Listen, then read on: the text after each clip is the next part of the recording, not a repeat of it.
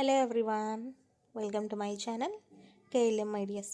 మీరు కనుక first time నా వీడియోస్ చూస్తున్నట్లయితే నా ఛానల్ని లైక్ చేయండి, షేర్ చేయండి, సబ్స్క్రైబ్ చేసుకోవడం మాత్రం మర్చిపోకండి. అలాగే మీ ఫ్రెండ్స్ అండ్ ఫ్యామిలీ మెంబర్స్కి కూడా షేర్ చేయండి. సబ్స్క్రైబ్ చేసిన తర్వాత పక్కనే ఉన్న బెల్ ఐకాన్ ఆల్ అని క్లిక్ చేయండి. ఆల్ అని క్లిక్ చేయడం ద్వారా నేను పెట్టిన ప్రతి వీడియో మీకు నోటిఫికేషన్ ద్వారా వస్తుంది. సో మీరు ప్రతి వీడియోని మిస్ కాకుండా అయితే చూడొచ్చు. వాయిస్ కొంచెం చేంజ్ అయింది, అలాగే డల్గా కూడా ఉంది.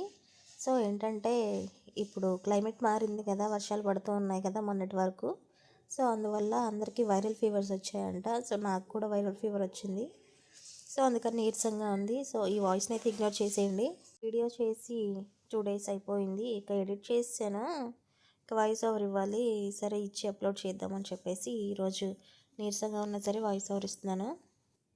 సో ఈరోజు మన వీడియో ఏంటంటే, నేను ఆఫ్టర్ 11 years పకోడీ కర్రీ చేస్తున్నాను. సో ఫస్ట్ టైం చేస్తున్నాను కదా, చాలా ఇయర్స్ తర్వాత మీకు కూడా చూపిద్దాము ప్రాసెస్ అని చెప్పేసి ఇలా ఒక వీడియో రికార్డ్ చేశాను. యాక్చువల్లీ నేను మర్చిపోయాను, నేను కూడా యూట్యూబ్లో చూసి చేశాను. అండ్ మెయిన్ ఏంటంటే అందరూ జాగ్రత్తగా ఉండండి, ఎందుకంటే వైరల్ ఫీవర్స్ వస్తున్నాయి కదా. సో అందుకని కొంచెం దగ్గరగా ఉండి మాట్లాడడం అలా చేయకండి, వీలైనంత వరకు దూరంగా ఉండండి. కోల్డ్ కూడా ఉంది అండ్ దగ్గు ఉంది, ఇక మన జాగ్రత్తలో మనం ఉండాలి కదా, అందుకనే చెప్తున్నాను. సో కర్రీ ప్రాసెస్లోకి వెళ్ళామంటే కనుక మనము కర్రీ ఎంతమందికి చేస్తున్నాము అనేది చూసుకొని సరిపడా తీసుకోవాలి వెజిటబుల్స్. సో నేనైతే మేము హస్బెండ్ నేనే ఉంటాము, ఇద్దరమే. బట్ నేను కొంచెం అదనంగా చేస్తాను, కర్రీ కానీ రైస్ కానీ ఏదైనా అదనంగా చేస్తాను. అండ్ ఈ ప్రాసెస్ ఏంటంటే నేను 4 members చేశాను.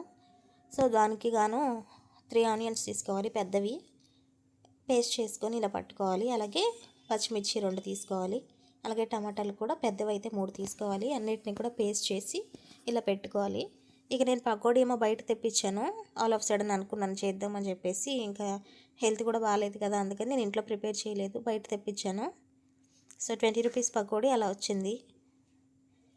ఇలా ఒక ప్యాన్ పెట్టుకొని ఆయిల్ వేసుకొని, ఆయిల్ హీట్ అయిన తర్వాత మనం పేస్ట్ చేసుకొని పెట్టుకున్నాం కదా ఆనియన్స్ పేస్ట్ని, అలాగే పచ్చిమిర్చి ఇలా నిలువుగా కట్ చేసుకొని పెట్టుకున్నాం కదా, ఆ పచ్చిమిర్చిని కూడా వేసుకొని మీడియం ఫ్లేమ్లో ఇలా ఈవెన్గా ఫ్రై చేసుకోవాలి, దగ్గర పడేంత వరకు. ఇలా నూనె పైకి తేలినంత వరకు ఫ్రై అయిందంటే కనుక మనకి ఇక మొత్తం ఫ్రై అయిపోయినట్టు, పచ్చివాసన పోయినట్టే అనమాట. సో మనము అలా తొందరగా ఫ్రై అవ్వాలి అంటే కనుక కొంచెం సాల్ట్ వేసుకుంటే మనకి త్వరగా ఫ్రై అవుతుంది. అండ్ కరివేపాకు కూడా వేసుకోవాలి కదా, నేను ఆయిల్లో వేస్తే డైరెక్ట్గా చిందుతుంది ఆయిల్ అని చెప్పేసి ఇలా పేస్ట్లో వేసాను. సో దీనివల్ల ఫ్లేవర్ కూడా ఉంటుంది, మనకి ఆయిల్లో వేసినప్పుడు చిందకుండా ఉంటుంది. అండ్ కొంచెం ఇలా ఫ్రై అయిన తర్వాత ఆనియన్ పేస్ట్, కొంచెం పసుపు వేసుకోవాలి తగినంత. ఇలా పసుపు వేసుకొని బాగా ఫ్రై చేసుకోవాలి.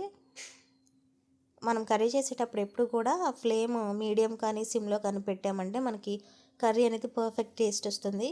సో నేను ఈ ముందులోకి మసాలా ఏమో అల్లము, వెల్లుల్లి, అలాగే కొబ్బరి ఆ 3 మిక్స్ చేసి పట్టాను.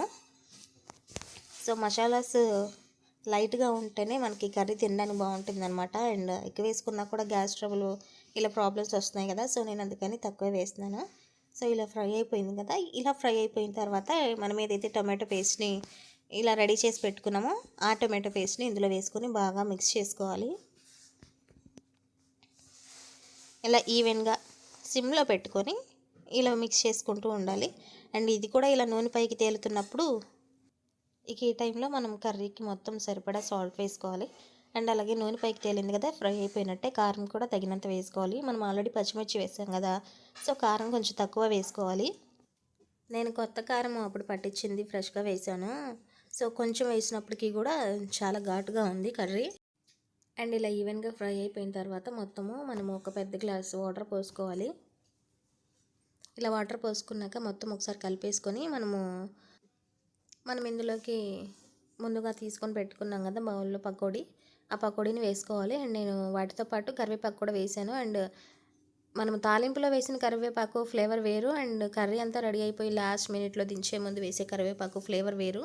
సో నేను ఏ కర్రీలో కూడా ఇలా దించే ముందు కూడా వేస్తాను, కొత్తిమీర కానీ కరివేపాకు 2 వేస్తాను. కానీ ఇప్పుడు వేయలేదు, నాకు కొత్తిమీర ఫ్లేవర్ నచ్చదు సరిగ్గా, సో అందుకని నేను వేయలేదు. అండ్ బిర్యానీలో కూడా నేను పక్కన పెట్టుకొని తింటాను అనమాట. అండ్ ఇలా ఫ్రై అయిపోయిన తర్వాత మనం ఎప్పుడు కూడా సిమ్లోనే పెట్టుకోవాలి చెప్పాను కదా, అప్పుడే కర్రీ మనకి పర్ఫెక్ట్ టేస్ట్ వస్తుంది.